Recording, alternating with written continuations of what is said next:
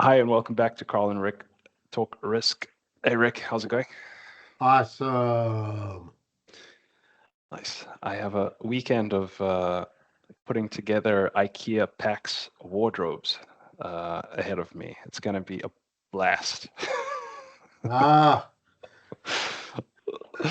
I've got and a 2-year-old as a helper, so it's really well, there you go. will Life is be. good. We may assemble a helicopter at the end of this. Let's see. Well, Rick, I want to give a quick shout out to a few events I went to this week, just in case listeners of and watchers of the podcast are interested in talking about current events. Um, I was able to go to two events this week, one in person, one online. The first one was the Netherlands chapter of Premier, had an event on what are the top risks in 2025. They got four speakers in there. One from my bank, I was excited to see, um, talking about everything from climate to geopolitics to the European economy. It mostly ended as conversation about Trump and predicting what he's going to do next, which didn't end up anywhere productive, but was fun nonetheless. Um, of course, I took my questions directly to the speakers afterwards about demographics and how that comes into play, because I heard a few assumptions about how well populations are going to stabilize. And as we've discussed, and um, as anyone who's looked at the UN data, populations are not stabilizing; they are peaking and then declining pretty fast after that, and that's because of a very low birth rate, way below replacement. Um, the second event I went to ended up on the same topics, so geopolitics, and it was the new UAE chapter of Premier that got started. So if you're in one of these areas, go to prmia.org, sign up, and you can join one of these chapters. They have regular events. There's probably a chapter near to you if you work in risk management. And yeah, it's a good way to stay up to date with what's going on and build a risk management network, which is can be difficult. Okay, advert over. Rick, you had a story you shared with me recently about some school rules. Can you tell us what that's all about? Yeah. So, you know, in Nova Scotia, and particularly within Halifax, and again, I haven't, dived into all the details of this. So I'm just kind of going from the 6 o'clock news story of this. But it appears that there's new rules for Halifax schools in that they have to uh, basically more or less ban paper in the classroom. So, in elementary school, when you put up your little picture of A is apple and B is for book, well, you can't put those up anymore because they are a hazard. And I think that this is a case of risk management gone bonkers. And there's lots of cases of risk management going bonkers. And this is just absolutely asinine, in my opinion. Yes, fire safety in school is important. Okay? But seriously, getting rid of paper in the classroom or severely limiting paper in the classroom, um, that to me just seems ridiculous. And uh, there's several other examples of ridiculous risk management. Getting back to your premium advertisements, Hmm. one of the things I think is ridiculous is, and in fairness, you and I had a little chat before we start the recording of this about whether or not we're going to talk about geopolitics and the risk management of geopolitics. I think it is ridiculous when risk managers become experts in geopolitics. Um, uh, I think it is ridiculous that we have a 90-second every time you are on a plane instructions on how to use the seatbelt and the oxygen mask. I think it is ridiculous that my car has a little light that comes on when the traction isn't perfect. And if you go into a full four tire uncontrollable skid, that bells start going off. Seriously, if Like you don't have enough I to am think a about. car driver and Yeah. if I don't know that I'm currently in a four tire skid, bells going off are not going to help the situation. Furthermore, bells going off, if I do know that I'm in a four tire skid, are not going to help the situation. Rick, I can explain it. It's in case the car is an autopilot and you're asleep. It's to No, wake you up. my car, first off, is an ancient vehicle. Um, it's not a self driving car. Yeah. Okay, in a self driving car, I get it. Okay, but in a car designed for the Canadian markets, you know, first off, to have a light going off when one of the tires starts to lose traction, what does that do? Is it distracts you. Yeah. Yeah. Yeah. Okay, the last thing that you need when you're starting to lose traction is another distraction. Yeah. Wrong And when timing. you lose all traction, the last thing that you need is to wonder what the hell is the bell going off.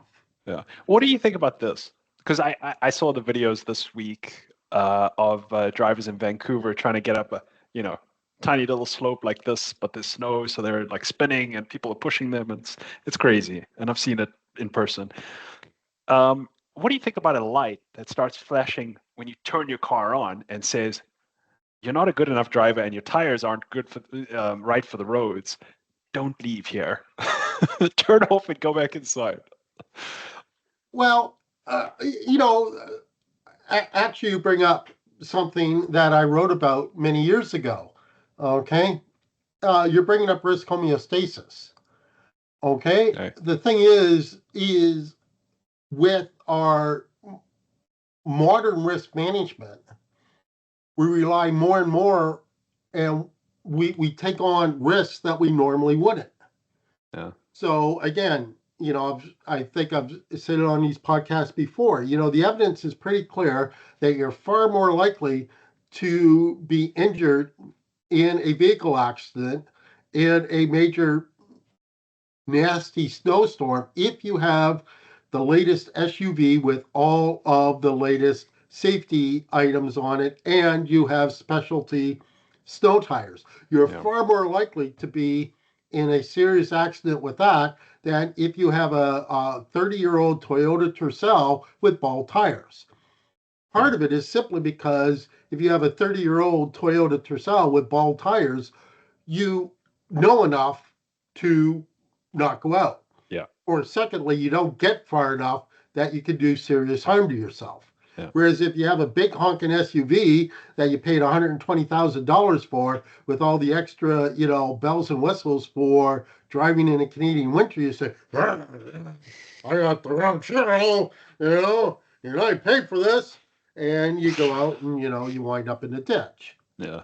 Yeah. And that's what actually got me stuck on homeostasis because back in the early noughts, when I was still living in Chicago, we had a major snowstorm, and there was literally on my relatively short commute to the train, 7 SUVs off into the ditch, whereas I, in my ancient old Saturn, got to the train station and back quite safely and without incident. Yeah. And, you know, part of it might have been that I was a Canadian and, you know, uh, used to that, but Chicago's used to that. Yeah. But a You would larger think. part of it was guess what? There were no old Saturns in the ditches. There's only modern SUVs. Yeah. That's risk homeostasis. Now, getting back to schools, Yeah. okay? Seriously, you know, let's think about this. we take the paper off the walls. So where's that strip of the ABCs that, you know, every elementary school has, or grade one? Yeah. Yeah. Where do you post the stars for good behavior or for getting an A Yeah. on an addition test? Books. Oh my goodness. Books are, I mean, if the school safety fire marshal came into my house, they would be beside themselves because every room is stuffed with books. Oh my goodness. You're basically a fireworks depot, Rick. No, Like, so this includes books. yeah, yeah. Oh, that's yeah. Yeah, and there's something about, I mean, being reminded of those things, right? Every time you walk into the classroom, you see ABC, you can touch it, you can feel it, you created it, you have a connection with it. There's some learning experience that goes with that too, rather than, I don't know what the alternative is, maybe you know, but I mean, it's probably going to be a tablet, right? I would guess. What's going to be is kids will no longer have artwork up on the walls. Yeah, yeah, yeah. School plays. Use a ton of paper in school plays. We make paper mache Oh, rocks and paper mache. Oh my goodness. Oh right. no. The humanity. We might as well bring a flamethrower to school. I mean, here's the thing, and again, we'll probably get some, listeners sending me nasty emails, but correct me if I'm wrong, but fires in schools, um, I don't hear a lot of hyper negative events Yeah, from fires in schools. Okay, I hear a lot of negative events about things such as bullying, yeah, uh, mental health issues through social media use. yeah. Um, Low literacy. the educational effects Yeah, leading to substandard lifestyles later in life. yeah, Of course, there's the gun issues, which is a yeah, whole other thing. Um, uh,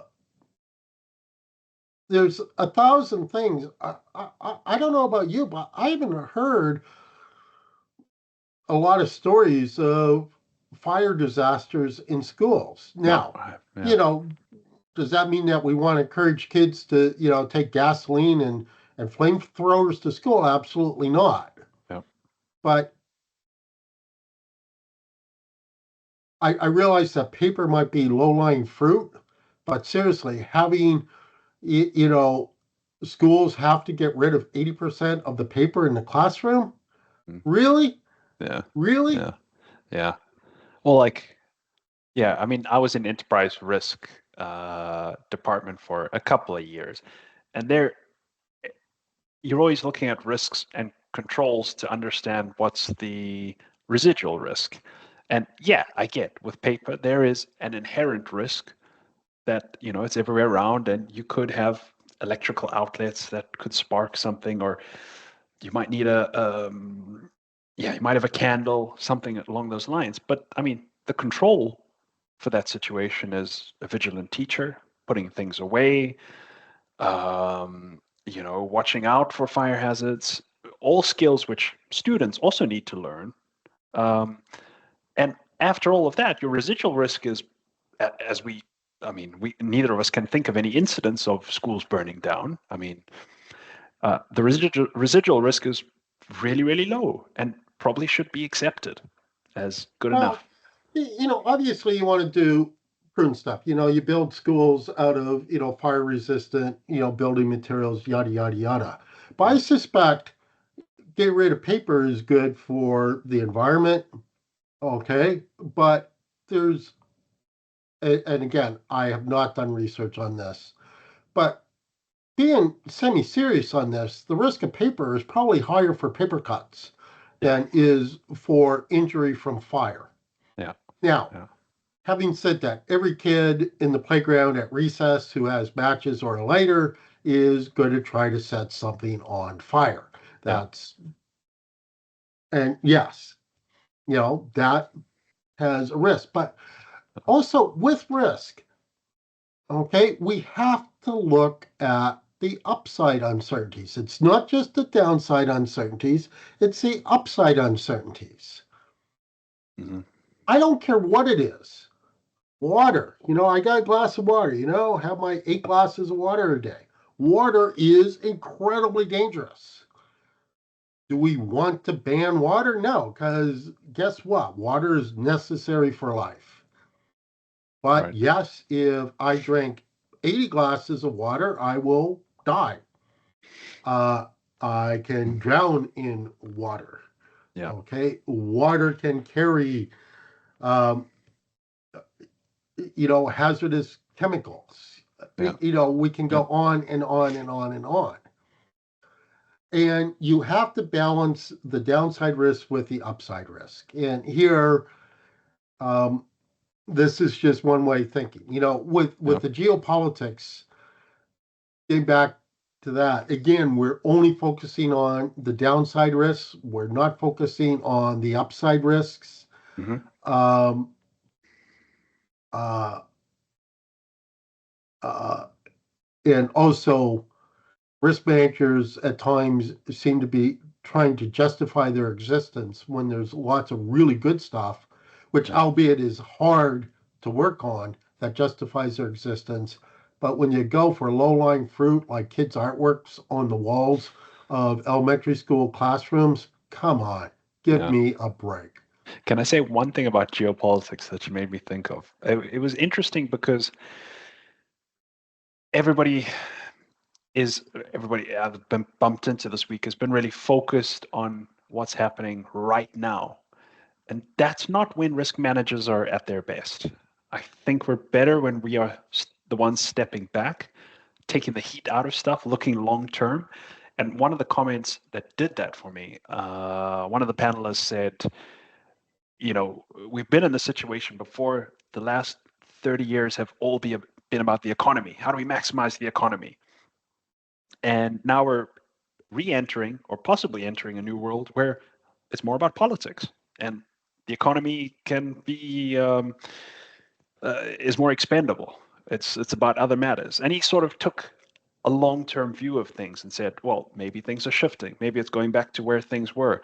Another panelist recommended a good history book on how to understand the moment we're in. But all of those risk managers singly focused on actions by Trump. We're not at our best in those moments. We're better stepping back. One thing I gotta say, is first off, I agree with that, but you said that as risk managers, we're supposed to take the heat out of stuff. I would argue that we're also supposed to put the heat into stuff intelligently. Yeah. In other words, take on more uncertainty rather than just get rid of uncertainty. Right. The upside. Yeah. It's easy to get rid of uncertainty, just stay in bed. Yeah. Just don't leave your bed. Basically, after 4 days, your bed's going to smell really, really, really bad. And probably after about a week, you'll die. Okay? No uncertainty there, No. no risk. Yeah. That's a solution, everyone. No, I'm not suggesting that. Let's go for it. Let's take some intelligent risks. Okay? Yeah. Yeah. That was a send up for you to promote iRisk magazine. But Yeah. anyhow, Exactly. Look out for it. 2 more weeks. New intelligent risk with the top articles of 2024. Anyway, we'll plug it again, I'm sure. Good chat, Rick, as always. hell of a Thank you. deal. Yeah. Have fun, everyone. Cheers, everybody. Bye.